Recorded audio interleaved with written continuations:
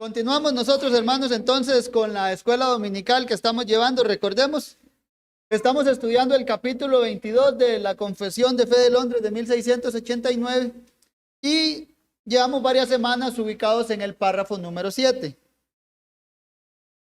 Lo leo completo para ustedes. Dice así: así como la ley de la naturaleza es que, en general, una proporción de tiempo sea apartada por designio de Dios para la adoración a Dios, también por su palabra, con un mandamiento positivo, moral y perpetuo que obliga a todos los hombres en todas las edades, Dios ha señalado particularmente un día de cada 7 como día de reposo para que sea guardado santo para él, el cual desde el principio del mundo hasta la resurrección de Cristo fue el último día de la semana. Y desde la resurrección de Cristo fue cambiado al primer día de la semana, que es llamado el día del Señor, y debe continuar siendo guardado hasta el fin del mundo como el día de reposo cristiano, habiéndose abolido la observancia del último día de la semana.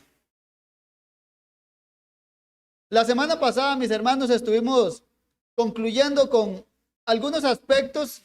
Recordemos que llamábamos aspectos no morales, o si lo decimos de manera positiva, aspectos ceremoniales o civiles que acompañaban al cuarto mandamiento en el antiguo pacto. Y hicimos esta distinción, ¿por qué? Porque debemos tener claro que esos aspectos civiles y esos aspectos ceremoniales, que eran más bien aplicaciones del principio moral del cuarto mandamiento, los mismos pasaron con el cese del antiguo pacto.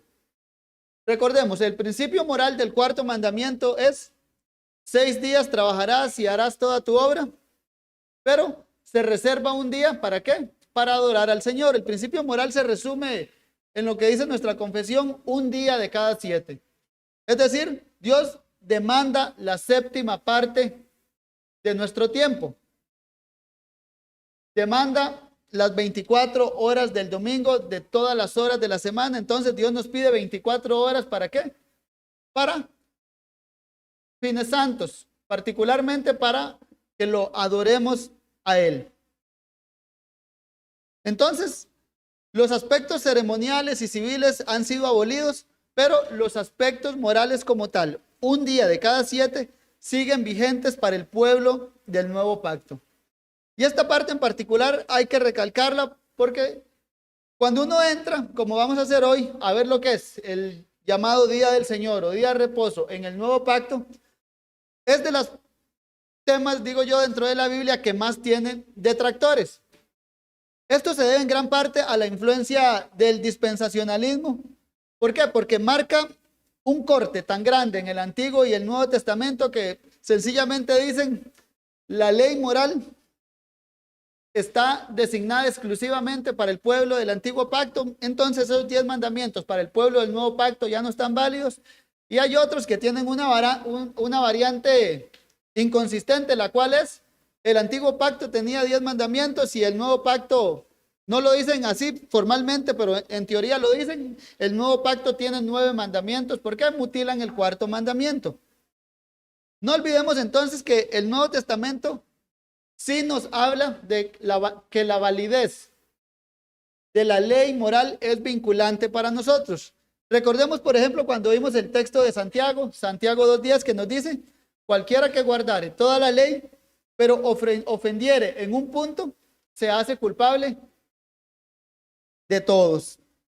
O recordemos las palabras mismas de Jesucristo, que él dijo: de cierto os digo que hasta que pasen cielo y tierra, ni una jota ni una tilde de la ley pasará. Hablando en el contexto de que él no había venido a abolir la ley, sino a cumplirla.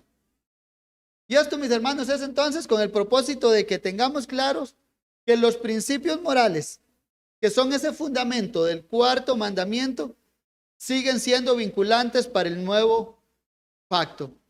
Recordemos, los principios morales tienen la bondad, como la llamamos así, son buenos por sí mismos. ¿Por qué? Porque son un reflejo del carácter de Dios.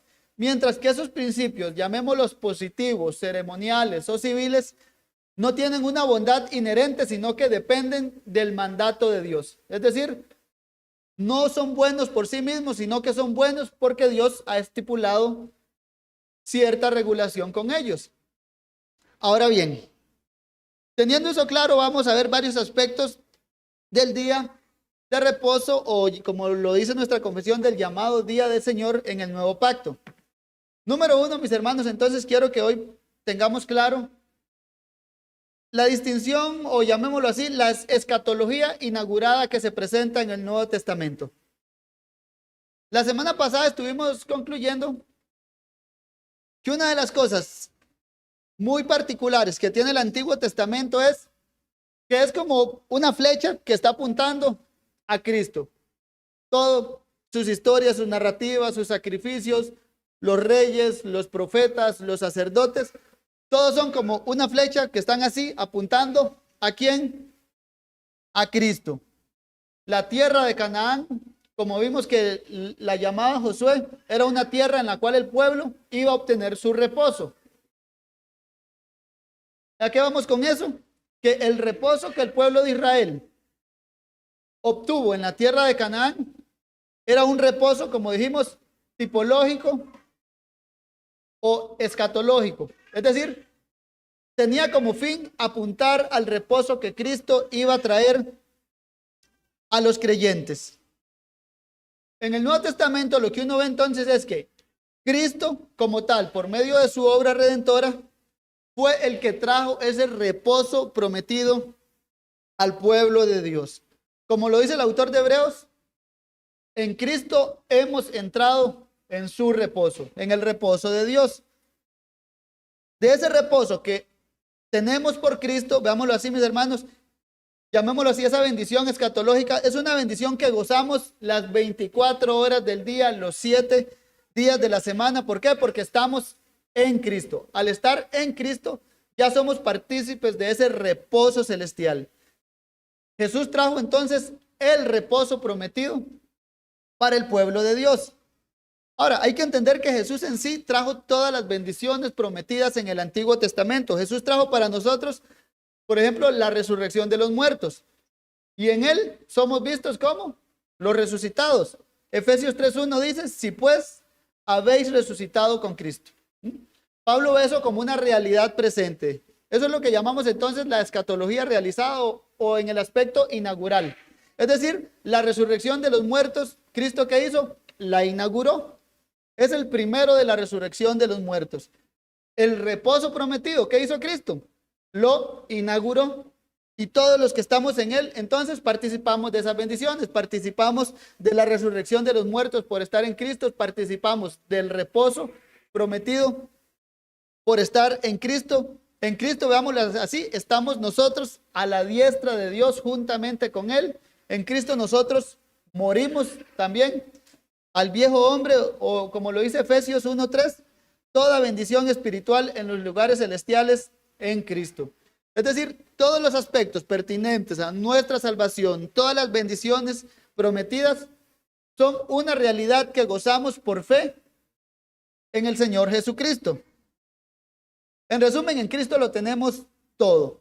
Ahora bien, el Nuevo Testamento ciertamente nos presenta una tensión entre lo que ya tenemos en Cristo y lo que tendremos en él a futuro. ¿Por qué? Porque como cristianos esperamos, por ejemplo, la resurrección de los muertos, pero a la vez, como nos dice Pablo, si pues ya habéis resucitado con Cristo. Y esto es lo que muchos teólogos llaman ese aspecto del ya, pero todavía no.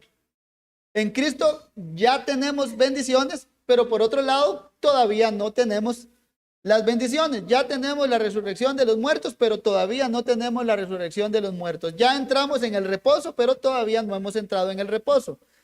Eso es la tensión escatológica que se ve en el Nuevo Testamento. Y recordemos ese término, el ya, pero todavía no. En Cristo tenemos el reposo y él mismo lo dijo en Mateo 11:28. Venid a mí todos los que estáis trabajados y cargados. ¿Y qué dice él?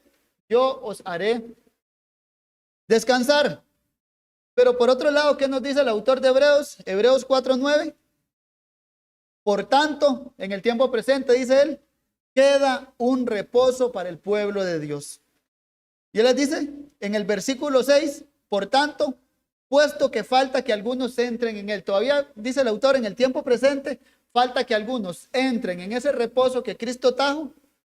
Y por otro lado, hay otros que ya están en él. ¿Por qué? Porque Cristo hace descansar a su pueblo.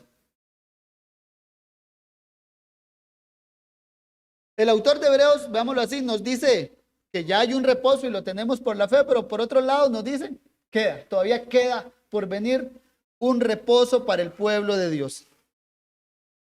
Con esto entonces, veámoslo así, con ese aspecto inaugural, es decir, con ese ya, pero todavía no. Ahora quiero que veamos otro aspecto de ese reposo en el nuevo pacto.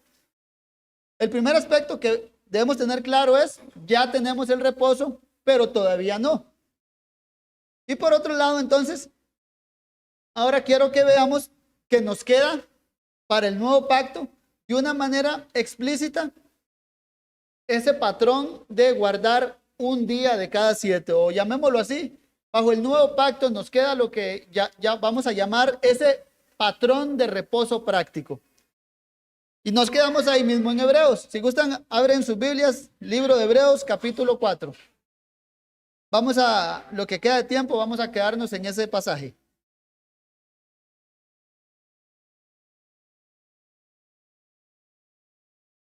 Libro de Hebreos, capítulo 4, verso 9 dice: por tanto, queda un reposo para el pueblo de Dios.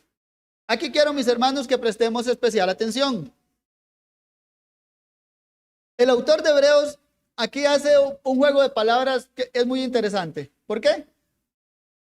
Particularmente cuando dice aquí, queda un reposo para el pueblo de Dios, esa palabra que nosotros en el español tenemos traducida como reposo, en el griego es sabatismo. Queda sabatismo para el pueblo de Dios y es en plural. Por tanto, quedan sabatismos para el pueblo de Dios. Ahora, ¿qué voy con eso? Que en todo el capítulo 4, el autor de Hebreos usa varias veces esa argumentación con base al reposo. Por ejemplo, verso 4, leamos ahí.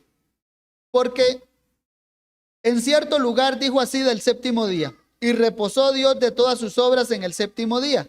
Y otra vez aquí, no entrarán en mi reposo.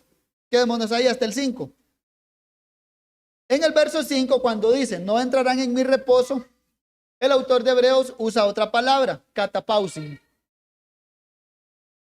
Y es la palabra que más se repite en el libro de Hebreos cuando el autor de Hebreos está hablando del reposo.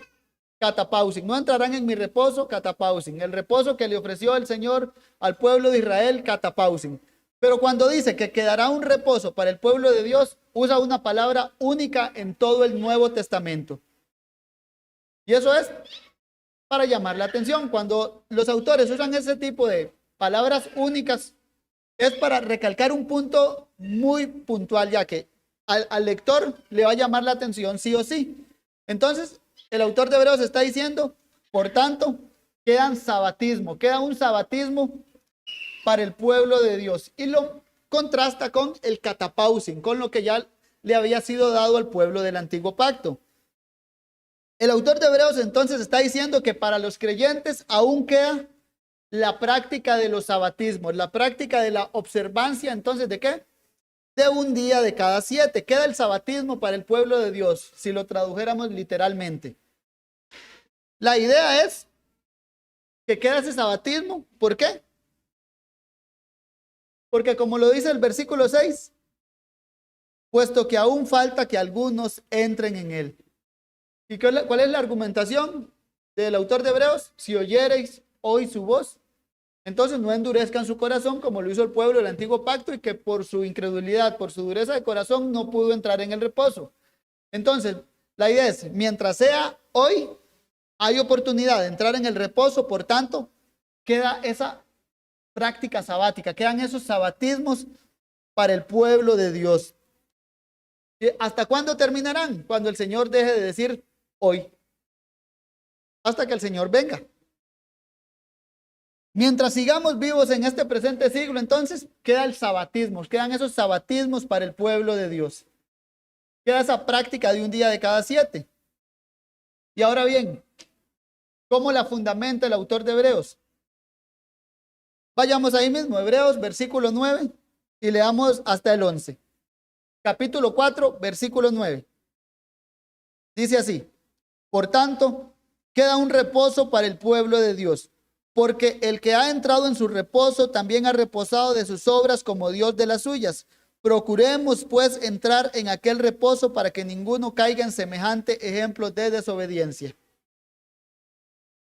Prestemos atención, mis hermanos, otra vez. Primero recordemos. Por tanto, dice, queda un sabatismo, queda sabatismos para el pueblo de Dios. Y responde él a la pregunta, ¿cómo? Queda la práctica sabática. Y él, en el versículo 10, él da el por qué. ¿Por qué quedan esos sabatismos para el pueblo de Dios? Dice, porque el que ha entrado en su reposo también ha reposado de sus obras como Dios de las suyas. Prestemos atención a esta parte. Él dice, el que ha entrado en su reposo también ha reposado de sus obras a como Dios de las suyas. Prestemos atención a esta parte final. Es un reposo, dice, a como Dios de las suyas. El autor de Hebreos nos está hablando entonces de que, llamémoslo así, él, ese pronombre, el que ha entrado en su reposo, ha reposado de sus obras, ¿en cómo? Como Dios, lo compara con Dios. ¿De quién está hablando? Es la pregunta que debemos hacernos. ¿De quién está hablando el autor de Hebreos cuando nos dice el que ha entrado en su reposo? Tradicionalmente este pasaje, con una lectura ligera, veámoslo así, muchos hermanos lo entienden como una referencia al creyente. Y que el creyente entonces cuando entra en su reposo, veámoslo así, o cuando parte de este mundo, dice, ya está descansando. Está descansando de sus obras. ¿De qué obras reposa el creyente? Bueno, estos hermanos dicen del pecado, ya no va a luchar contra el pecado, así que ya va a estar descansando. Y ciertamente cuando estemos en la plenitud con Cristo, vamos a reposar, ya no va a haber lucha contra el pecado y vamos a estar gozosos contemplando al Señor. Pero por otro lado, creo que el autor de Hebreos no nos está hablando de eso. ¿Por qué? Les dije, prestemos atención a la comparación final. Ha reposado de sus obras como Dios de las suyas. ¿Los creyentes van a reposar de qué? ¿De su lucha contra el pecado? Sí. Dios no. ¿Por qué? Dios no lucha contra el pecado, Dios no peca.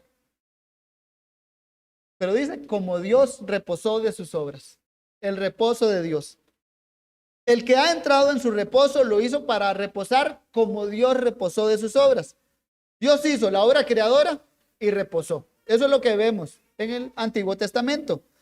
Aquí entonces lo que debemos concluir, mis hermanos, es que nos está hablando de Cristo. Cristo es ese que ha entrado en su reposo. ¿En quién? En el reposo de Dios.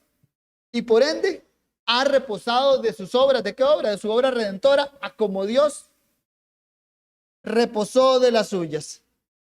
John Owen, comentando este pasaje, lo dice así: el único individuo que puede calzar con ese paralelo es Jesucristo, quien entró en el reposo de Dios como nuestro representante y cesó de sus obras cuando resucitó de entre los muertos. Aquí lo que el autor nos presenta, veámoslo así, es como un contraste entre las dos creaciones, la antigua creación y la nueva creación. La antigua creación, vino Dios, creó y reposó después de su obra creadora. Con la nueva creación, ¿qué es lo que tenemos? Viene Cristo, saca la nueva creación a la luz por la resurrección de los muertos y cesó su obra. Y él lo cesó, veámoslo así. ¿Cómo? Consumado es. Reposó, terminó su obra, descansó, veámoslo así, de su obra redentora, ya la cesó por completo. En Juan 19:30 él dice, consumado es. Su obra está terminada. ¿Y para qué cesó? Para entrar en su reposo. Ahora Cristo, como nuestro gran sumo sacerdote, ya no está trabajando como así lo hacían los antiguos sacerdotes, que constantemente estaban como sacrificio tras sacrificio tras sacrificio y no quitaban el pecado. Pero Cristo, como trajo su obra redentora para sacar a luz a la nueva creación, cesó su obra, consumado es, se fue a la diestra de Dios y ahí está, en su reposo, en lo que se conoce como la cesión de Cristo. Él ya cesó, está sentado, como sumo sacerdote está sentado, en contraste con todos los sumos sacerdotes que nunca se sentaban, sino que estaban constantemente ofreciendo sacrificios. Pero Cristo, como lo dice el autor de Hebreos, ha reposado de sus obras como Dios reposó de las suyas. Dios en Génesis, ¿qué hizo? En Génesis 2, cuando terminó su obra, descansó. Y eso es lo que es usado por Moisés para ponerlo del fundamento del cuarto mandamiento. Éxodo 28 dice así: acuérdate del día de reposo para santificarlo. 6 días trabajarás y harás toda tu obra, mas el séptimo día es reposo para Jehová tu Dios.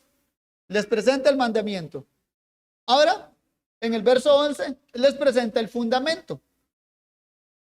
¿Por qué? ¿Por qué se tienen que acordar del día de reposo para santificarlo? Porque en 6 días hizo Jehová los cielos y la tierra, el mar y todas las cosas que en ellos hay, y reposó en el séptimo día. Por tanto, Jehová bendijo el día de reposo y lo santificó. Veamos, da el mandamiento y da el fundamento. El autor de Hebreos usa un patrón muy similar. Primero nos dice, versículo 9, Hebreos 4:9, dice, por tanto, queda un reposo para el pueblo de Dios. Recordemos, por tanto, quedan sabatismos para el pueblo de Dios. Y luego, ¿qué hace? Nos da el porqué. Muy similar a Moisés, porque en 6 días hizo Jehová. Bueno, ahora el autor de Hebreos, ¿por qué? Queda un reposo para el pueblo de Dios, sí. ¿Y por qué? Porque el que ha entrado en su reposo también ha reposado de sus obras, como Dios reposó de las suyas. Veamos la misma comparativa. Mandamiento y fundamento, el reposo de Dios en ambos. El reposo de Dios en Génesis lo usa Moisés, y aquí vamos del reposo de Cristo como patrón de la primera creación. Como Dios ha reposado de sus obras. Lo que quiero que veamos con esto, mis hermanos, entonces es que el fundamento de, llamémoslo así, de esa práctica sabática cristiana es que Cristo ha entrado en su reposo. De la misma manera que Dios cuando cesó su obra creadora.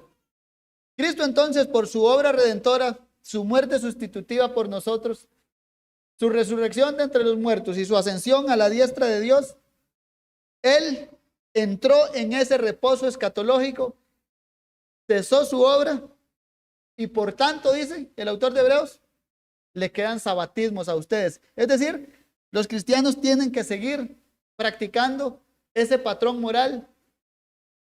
¿Por qué? Porque van a estar practicando lo que van a ir a hacer en el cielo, estar con Cristo. Lo que quiero que nos quede claro por hoy, mis hermanos, es entonces que la Biblia en su totalidad habla de ese deber moral del hombre de guardar un día de cada 7 para Dios. Tanto antiguo pacto como nuevo pacto nos lo enseñan. Y particularmente lo que quería mostrar hoy es que el Nuevo Testamento no guarda silencio con respecto a esto, sino que nos dice, quedan aún sabatismos, recordemos, o queda un reposo para el pueblo de Dios, y el fundamento, Cristo, porque el que ha entrado en su reposo ha cesado de sus obras, tal cual como Dios cesó de las suyas. Y sería todo por hoy, mis hermanos. Si tienen dudas o consultas, no duden en buscarme. Estamos para servirles.